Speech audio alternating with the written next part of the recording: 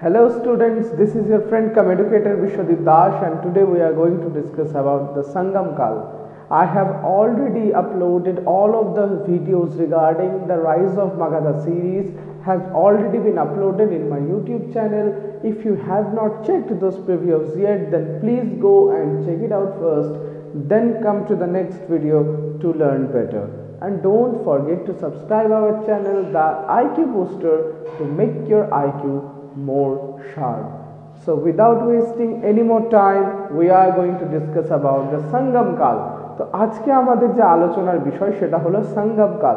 এই সঙ্গম কাল মূলত আমি বলেছিলাম আমাদের প্রিভিয়াস ভিডিওগুলোতে যে চোল ডাইনেস্টির যে উত্থানটা রয়েছে আমরা সবই দেখে নিয়েছিলাম গত প্রিভিয়াস ভিডিওতে, ট্রিপার্টিটেড স্ট্রাগল বা ত্রিপক্ষীয় সংগ্রাম, যেখানে তিনটা রাজবংশ অংশগ্রহণ করেছিল। প্রথমত বাংলা থেকে গেছিল পালদের মধ্যে পাল রাজারা, সেকেন্ডে গেছিল গুজরাটের প্রতিহার বংশ, আর থার্ডে গেছিল আমাদের যে সেটা হলো রাষ্ট্রকূট বংশ। রাষ্ট্রকূট বংশ থেকে কে গেছিল? ধ্রুব। আর প্রতিহার বংশ থেকে আমাদের মিহিরভোজ, আর বাংলা থেকে আমাদের ধর্মপাল।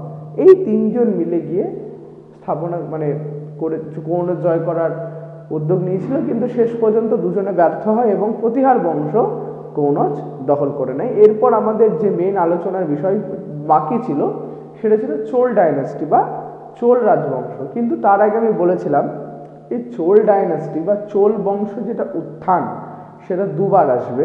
তো প্রথমত সঙ্গম কাল। এই সঙ্গম কালটা যদি আমরা না জানি আমরা কিন্তু কিছু বুঝতে পারবো না। এই সঙ্গম কাল মূলত সঙ্গম কাল। এই সঙ্গম কালটা স্থায়ী হয়েছিল 100 থেকে 250 এডি, মানে এক্সপ্যান্ড যেটা ছিল, এক্সপ্যান্ড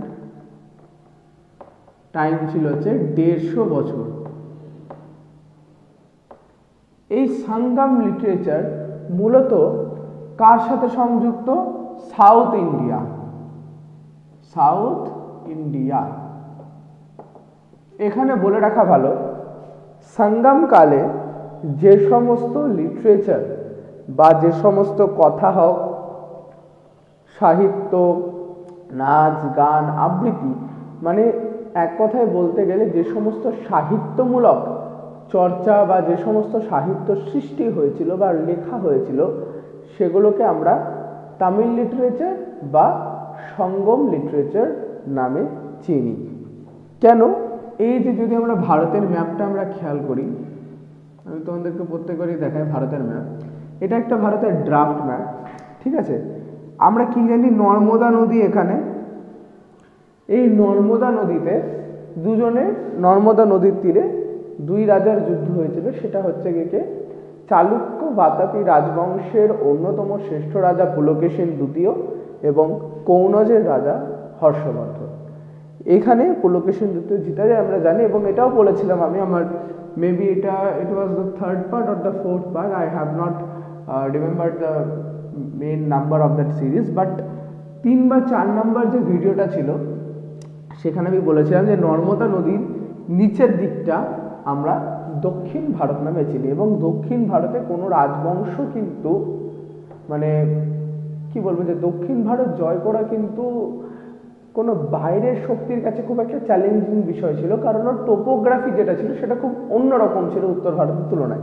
সেটা পরের বিষয় আমরা জানবো যখন আমরা মুসলিম অ্যাটাক দেখবো। আর আমি অলরেডি বলেছিলাম যে দিল্লি সালতানাত, যেটা বর্তমানকালে কি বলতে পারি যে গৌড়বঙ্গ ইউনিভার্সিটির থার্ড সেমিস্টারের স্টুডেন্টস হোক, ফিফথ সেমিস্টারের স্টুডেন্ট হোক কিংবা ফার্স্ট সেমিস্টারের হোক, এদের জন্য যে দিল্লি সালতানাত যে গোটা বিষয়টা অত্যন্ত গুরুত্বপূর্ণ, ঠিক আছে? তো দিল্লি সালতানাতের উপর একটা ডেডিকেটেড ভিডিও, একটা কমপ্লিট টপিক, কারণ আজকে সঙ্গমকাল করে আমরা দ্য রাইজ অফ মাগাধা যে সিরিজ সেটাও শেষ। এরপর আমরা মেন ঢুকবো ইসলামিক অ্যাটাকসে, এবং তারপরেই আমরা ঢুকে যাব একটা ইন্ট্রোডাকশন ক্লাসের মাধ্যমে আমরা ঢুকে যাব কোথায়? দিল্লি সালতানাতে। তো আমাদের বেশি টাইম লাগবে না, খুব যদি হয় আর 1 থেকে 2 দিনের মধ্যে, আর যদি চেষ্টা করি আমি কালকের মধ্যে আমি আপলোড করে দেবো দিল্লি সালতানাত। এই যে আমরা বলছিলাম যে সঙ্গম কাল, এই সঙ্গম কালে আসি আমরা এবার। সঙ্গম কালে মূলত তিনটা রাজ্য খুব বেশি ফেমাস। এখানে কি কি তিনটা? একটা হচ্ছে চোল, একটা চেরা, একটা পান্ড। কি কি যদি মনে রাখি, CCP, এটা হচ্ছে ট্রিক, CCP, চোল, চেরা, পান্ড।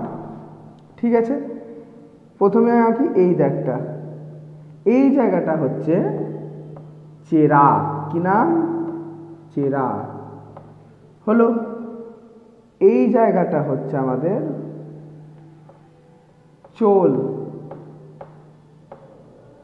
আর বাকি যে এই জায়গাটা রয়েছে, মানে একটা ধরো এটা ডট ডট ডট ডট, এটা চেরা, এটা আমাদের চোল, আর যে বাইরের একটা রয়েছে এটা পান্ড। পান্ড, চোল, চেরা আর পান্ড। এবার দেখার একটা বিষয় আছে, এই যে চেরা জায়গাটা, এই চেরাতে আমাদের মাত্র তিনটা শাসকের নাম মনে রাখতে হবে। প্রথম শাসক হচ্ছেন, আমাদের মুখেই বলে দিই, তারপর লিখে দিচ্ছি। প্রথম শাসক উদিয়ান জিরেল। কি শাসক? উদিয়ান জিরেল। এটা সঙ্গম কালের জন্য বিখ্যাত। হ্যাঁ, উদিয়ান জিরেল।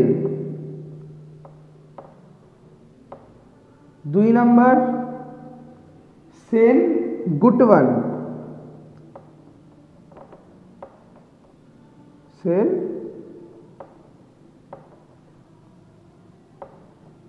গুটওয়ান। আর তিন নম্বর হচ্ছে আদি গমন।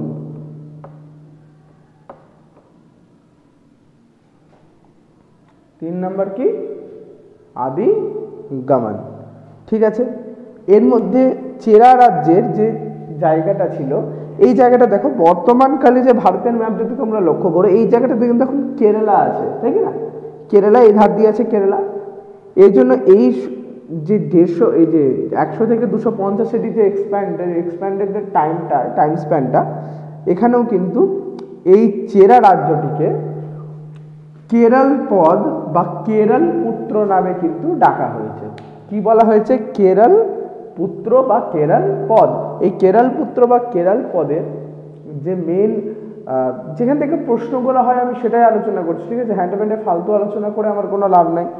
চেরার যে মেন প্রতীক যেটা ছিল, প্রতীক চিহ্ন বলে না, প্রতীক, এটা দেখো, এটা ছিল হচ্ছে কি ধনুক। এটা কি ছিল? আমাদের ধনুক ছিল। তাহলে এটা যদি সিম্বল জিজ্ঞেস করে তাহলে কি লিখব? ধনুক। ধনুক বা যাকে আমরা হিন্দিতে ধনুষ বলি, তাই কি না? বো এন্ড অ্যারো, তো ওই যে বো যেটা থাকে, ধনুক, ওই ধনুকটা। এর মধ্যে প্রধানকে উদিয়ান জিরেল, যেনাকে আমরা প্রতিষ্ঠাতা হিসাবে চিনি। সেন গুটওয়ান কেন বিখ্যাত?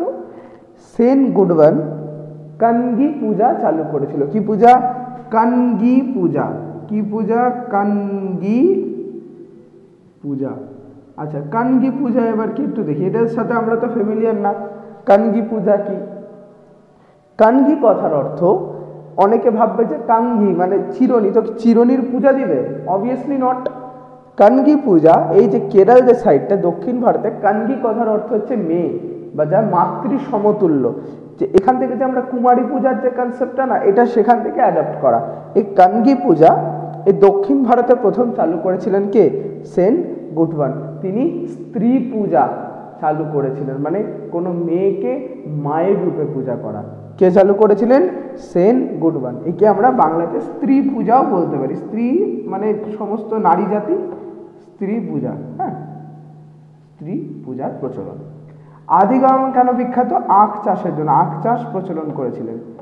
আখ চাষ প্রচলন করেছিলেন। ঠিক আছে, আবার একবার রিভিশন দিয়ে দিই। চেরার সিম্বল কি ছিল? ধনুক। প্রতিষ্ঠাতা উদিয়ান জিরেল। তারপরে সেন গুটওয়ান, যিনি করেছিলেন কানগি পূজা। আদিগমন কি জন্য বিখ্যাত? আখ চাষ। আমাদের চেরা কমপ্লিট। চোলে এবার আসি। এই যে চোল ডাইনাস্টি, এখানে আমাদেরকে একটাই নাম মনে রাখতে হবে, সেটা হচ্ছে করিকাল। কি নাম? করিকাল।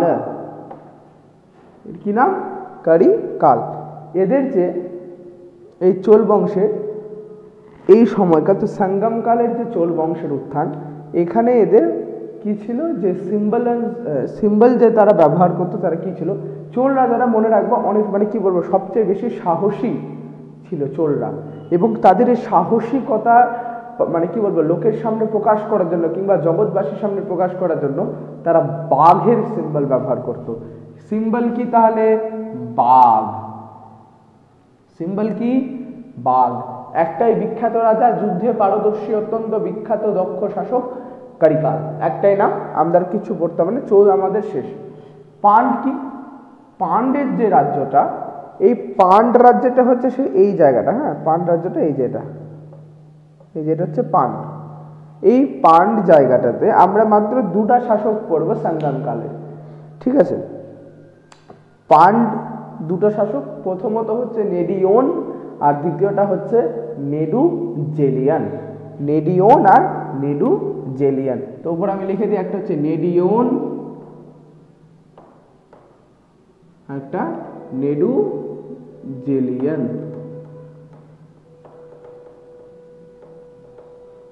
এর দুটার মধ্যে যদি আমরা বলি সবচেয়ে বিখ্যাতকে, অবভিয়াসলি সেটা নেডুজেলিয়ান।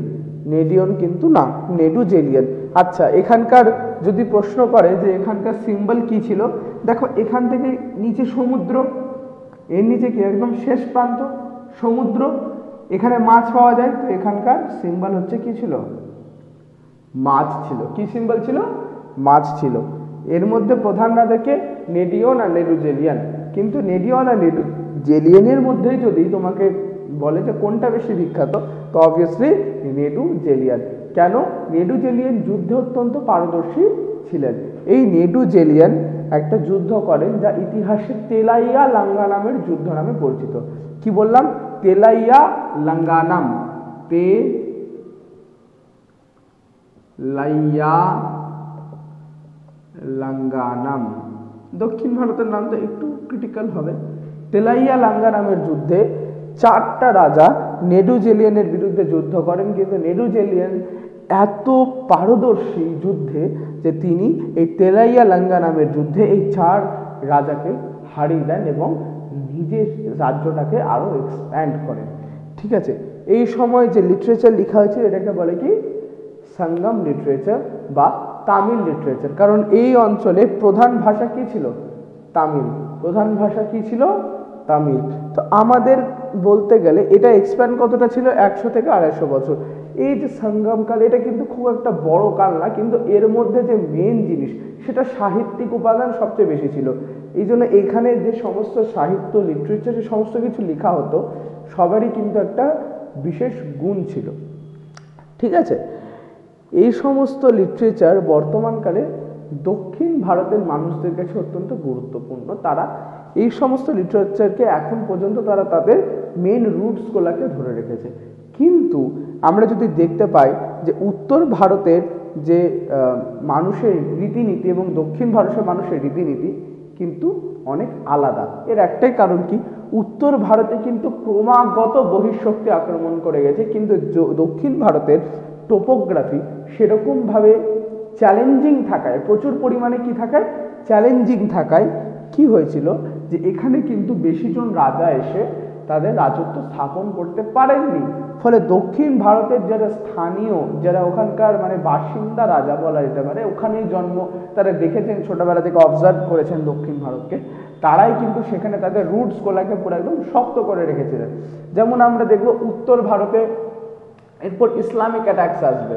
হ্যাঁ, পৃথ্বীরাজ চৌহানের ব্যাপারে আমরা জানবো, জয়চন্দের ব্যাপারে জানবো, সংযোগিতার ব্যাপারে জানবো, কি করে ইসলামিক অ্যাটাকস আসলো। কিন্তু ওরা কি দক্ষিণ ভারতে বেশি দিন মানে স্টে করতে পেরেছিল? আমি মানলাম যে আলাউদ্দিন খিলজি মালিক কাফুরকে দিয়ে দক্ষিণ ভারত জয় করিয়েছিল, তারপরে হলো কি? দক্ষিণ ভারত জয় করার পর কি ওরা বেশি দিন থাকতে পারলো? Obviously not. কারণ দক্ষিণ ভারতের টোপোগ্রাফি আর আফগানিস্তানের টোপোগ্রাফি এতটা চ্যালেঞ্জিং কোন একটা বাইরের শক্তির কাছে যে তারা যদি সেটার সাথে ফ্যামিলিয়ার না হয় বা পরিচিত না হয়, তারা কিন্তু সেখানে টিকতে পারবে না। সেই কারণে উত্তর ভারতের কালচার এবং দক্ষিণ ভারতের কালচারের মধ্যে অনেক পার্থক্য রয়েছে। উত্তর ভারত যেমন বলা যেতে পারে তার রুটসগুলোকে এখন প্রায় ভুলেই গেছে। এটা খুবই ট্রু কথা, খারাপ লাগুক ভালো লাগুক যায় আসে না, কিন্তু দ্যাট ইজ ট্রুথ। উত্তর ভারতের যে মানুষগুলো আছে তারা এখন তাদের রুটসগুলো ভুলে গেছে, কিন্তু দক্ষিণ ভারতে তোমরা যদি যাও ওখানকার কালচার, ওখানকার সভ্যতা, ওখানকার সংস্কৃতি এখন পর্যন্ত তারা এনশিয়েন্ট টাইম থেকে ধরে রেখেছে। কারণ কি, ওখানে বহিঃশক্তির যে আক্রমণটা ছিল সেটা তুলনামূলকভাবে অনেক কম, কিন্তু উত্তর ভারতে বারবার এই বৈদেশিক শক্তি আক্রমণ করে টোরে সমস্ত কিছু ছাড়খাড় করে দিয়েছিল। এটাই হচ্ছে মেইন রিজন। তো এরপর আমরা যেটা জানবো সেটা ইসলামিক অ্যাটাকস। তো আজকের জন্য এতটুকুই। এই সংগ্রামকাল বেশি বিস্তারিত নাই, সংগ্রামকালের এতটুকু, যতটুকু ইম্পর্টেন্ট ততটুকুই তোমাদেরকে বলা হলো। নেডিয়নের ব্যাপারে জানলা তোমরা, নেডু জেলিয়ানের ব্যাপারে জানলা তোমরা, এছাড়াও উদিয়ান জিরেল, সেন গুডওয়ান, আদি গামান, কারিকাল, এদের ব্যাপারে তোমরা জানলা। এখান থেকে যতটুকু প্রশ্ন আসে আমি তোমাদেরকে দিলাম। আর একটা মেন যে একটা লাস্ট লেভেল আমি যেটা দিয়ে যাই আজকে, সেটা হলো আমাদের তো বেদ 4টা, কিন্তু একটা প্রশ্ন তোমাদের জন্য ছেড়ে গেলাম আমি, যে দক্ষিণ ভারতে পঞ্চম বেদ কাকে বলা হয় আর সেই বেদটা কে লিখেছিলেন? এটা যদি তোমরা পারো নিশ্চয়ই কমেন্ট বক্সে জানাও। Thanks for watching. যদি কোথাও বুঝতে অসুবিধা থাকে তোমরা কমেন্ট সেকশনে আমাকে জিজ্ঞেস করতে পারো। And don't forget to subscribe our channel the IQ Booster to make your IQ more sharp. So that's all for today. Thanks for watching.